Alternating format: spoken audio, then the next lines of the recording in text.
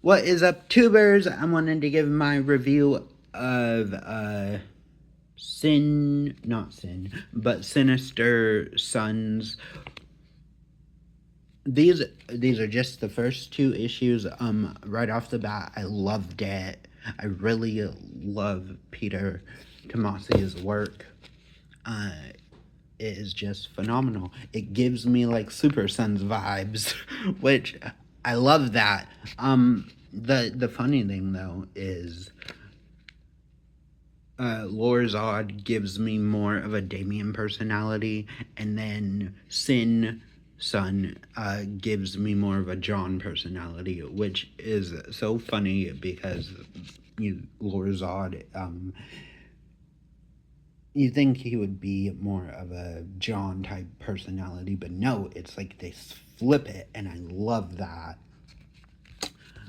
What else? His hair, I can't stand it. I'm sorry. I know like he was introduced like that, but I just maybe maybe it'll grow on me, but right now it irritates the hell out of me. And the fact that he is in that in like more comics, because this is like the way he was created, just irritates me. But I'll get over it. How do I feel about Sin?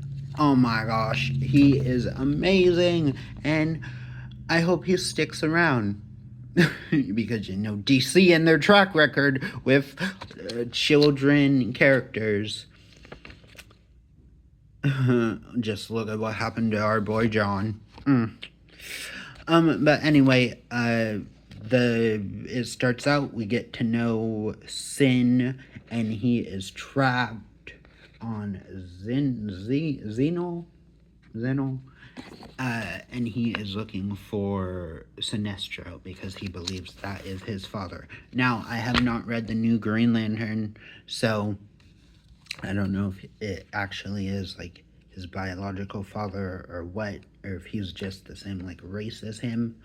So I have to pick up Green Lantern so I can catch up. How do I feel?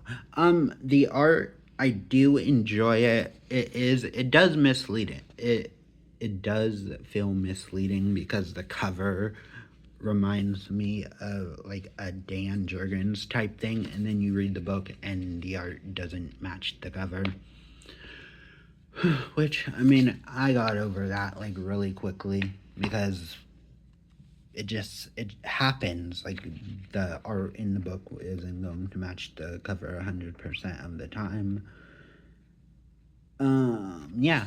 And then we get like Lorzod talking to a hologram of Ursa, his mother, as he's flying their ship because he was banished by Zod.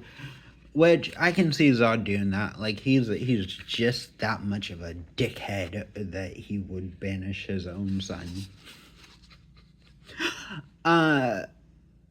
Yeah. So, I mean, mainly this book is just showing the two boys and like their differing like personalities until they actually meet, and we don't really get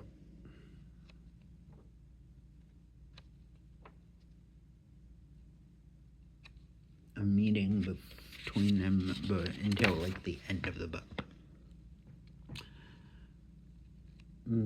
So issue 2 is where like their story and their interactions like really pick up,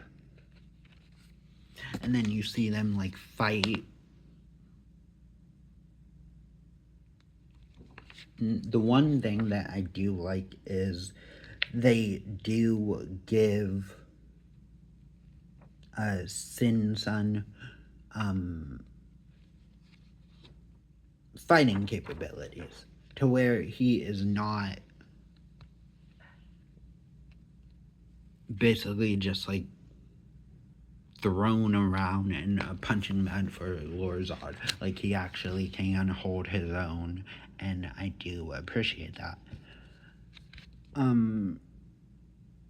Okay, two things. When I read these two issues, the first thing was, I need more because it's really good. The second thing was, I wish that John was aged down, or that he was still like in his younger form, younger self, because I would love like a Sinister Sons versus Super Sons like fight, or heck, maybe they had to team up for some reason.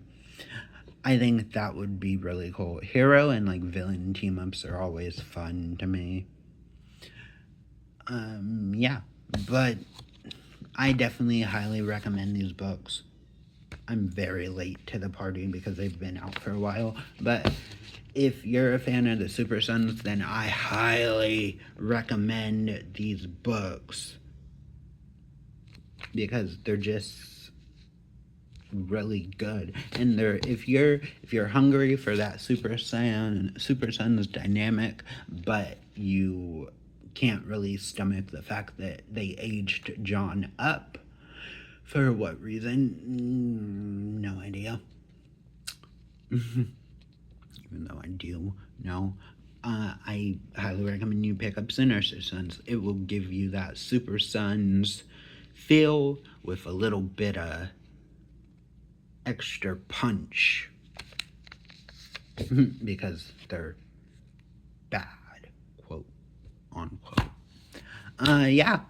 Next, I will be talking about Absolute Wonder Woman in a different video. This book was so good. And it just reminded me that the gods in DC, like the old gods, are such dicks.